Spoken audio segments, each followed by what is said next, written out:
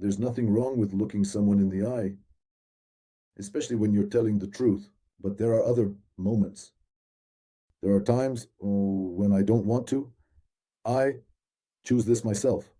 I don't want to see the truth that this reality paints for me because I want to love, for example, and I see flaws in people. I want to be selfless, and my eyes, see a different reality, but I want to see something else.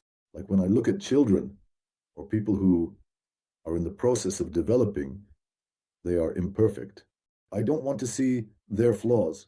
There are times when people don't want to show others their shortcomings. That's how the Almighty created the world.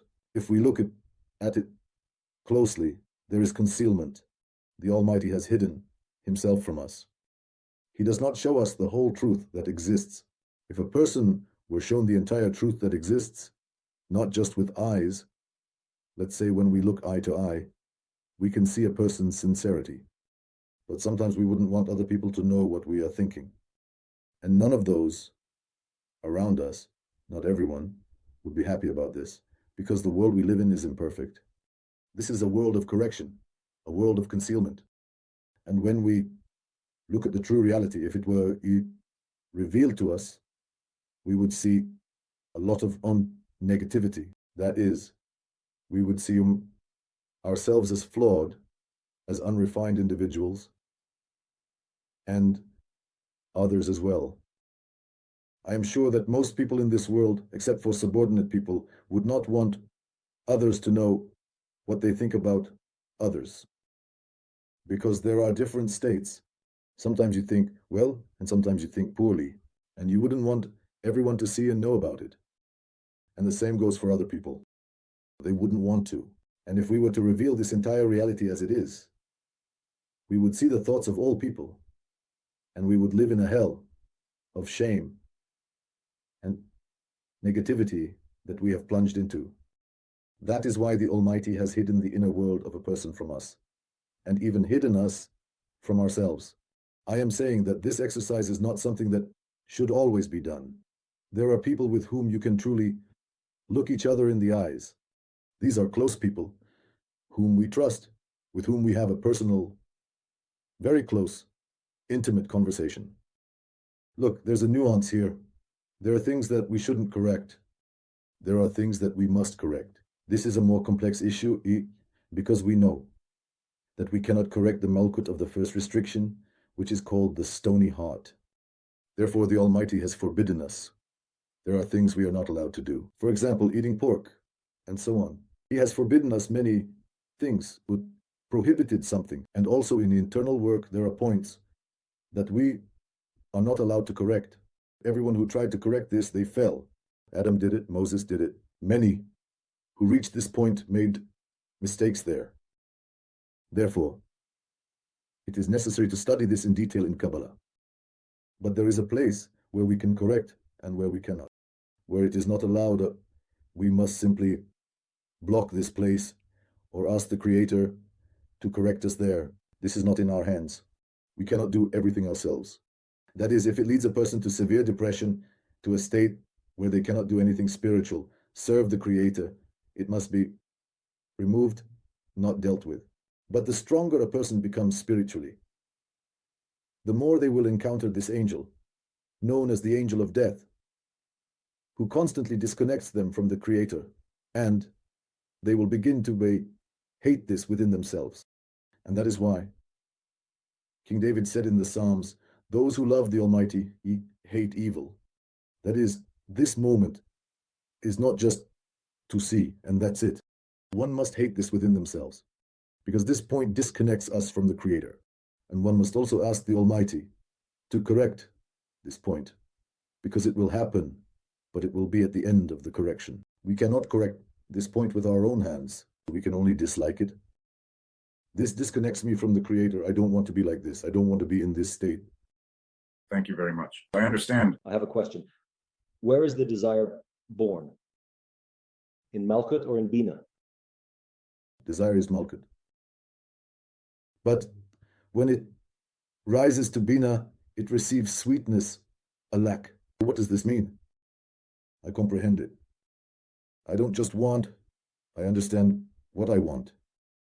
I don't just desire, I need something. I can direct this desire where I deem necessary. It doesn't control me, I control it, which animals don't have. They want and get what they want, and that's it. They don't feel themselves wanting. They don't feel themselves enjoying. They just feel, just want, just think, everything. This is an animal state. A person is also in it. If a person is in such a state, they have reincarnated into an animal. To reincarnate into a human, one must comprehend what they want. This means to elevate Malkut to Bina. One of the explanations of what this is, Bina wanted to be in similarity. This is all said only from the perspective of Malkut's perception. And the Sefirot are not just like that, they express themselves as they are. For us, they are like light without a vessel. Everything we say about the Sefirot is only from the perspective of the perceiver. This is a rule of Kabbalah. We are not speaking philosophy, we are talking about real contact. Cause and effect means I want to do something good for you because I want something from you. This is called cause and effect. I communicate with you because I need something from you. What do I need from you? Question. Everyone has their own needs. But if I build my relationship with you on faith, then, for example, I want to interact with you because I believe that we are one soul, for instance. What do I need? Unity. What do I need? I need the Creator. This is unity. Understood. Thank you. Please clarify. Do you bless in order to eat or eat in order to bless? The difference is very simple. If you bless in order to eat, then all your blessing is only for your own egoism, not to connect with the source that gives you this pleasure. But if you eat in order to bless, then the food becomes just a tool, a means, but not the goal. The goal is adhesion to the Creator, interaction with the source of abundant goodness, love for Him, and not for what I receive from Him. That's the whole difference. Shekhinah is the collective soul. This is how it is defined in Kabbalah. He is the Shochen. She is the Shekhinah. The Almighty is light, and she is a vessel. What does this vessel mean? It is the common field. If you enter the common field of all souls, the more you can feel yourself as an integral part of the entire universe, not only the one that exists now, but the entire universe that has existed since its creation, and in the future as well, all the souls that will be born. All these are its parts. The more you can feel this, the more you feel the Shekinah, and the light that complements all this, or will fill it, because one can feel a lack for the Shekinah, one can feel its joy or filling with light. This filling of the Shekinah with light is how the Creator is revealed in it. Therefore, this attribute has two aspects. One can feel the suffering of the Shekinah as it is written in all the books that people must suffer. The righteous person suffers the suffering of the Shekinah. This is when there is a lack for the Creator to be revealed in the general field, in the whole world, so that everyone knows Him, from the smallest to the greatest. And there is the joy of the Shekinah. This is when the revelation occurs in something. This is already a personal experience of a person, how he feels, how the Creator is revealed in the Shekinah. We leave our previous perception to feel that there is an infinite light of the Almighty around us, and it fills all of reality. This is what we must imagine for ourselves. I understand. Thank you. And from this, by the way, begins the first point of the study of the 10 Sefirot. Know that before the creation of the world, there was an infinite light filling all of reality. I always ask the question, why? Why are we informed about this? What is the practical action of this information? That is, well, fine. I know that before the creation of the world, I understood with my mind. But the point is not for me to understand with my mind. The point is for me to feel, to attain. Therefore, Ari, the holy Ari says no. What does it mean to know? To know is to connect. It's when you yourself attain. And he gives us such guidance so that we enter these states, experience them, and not just read the text about what was before the creation of the worlds. Therefore, it is necessary to engage in this, to periodically enter and exit these states, and to do these exercises. Thank you. Abigail? Rav Avram, when there is a desire, well, in general, the desire itself, to feel the source, to feel the Almighty, to feel that He is rejoicing, somehow it is perceived by my perception as some kind of audacity. What exactly can't you understand that you need to engage in understanding? Either you will live like an animal or you will live like a human. Choose for yourself. Audacity.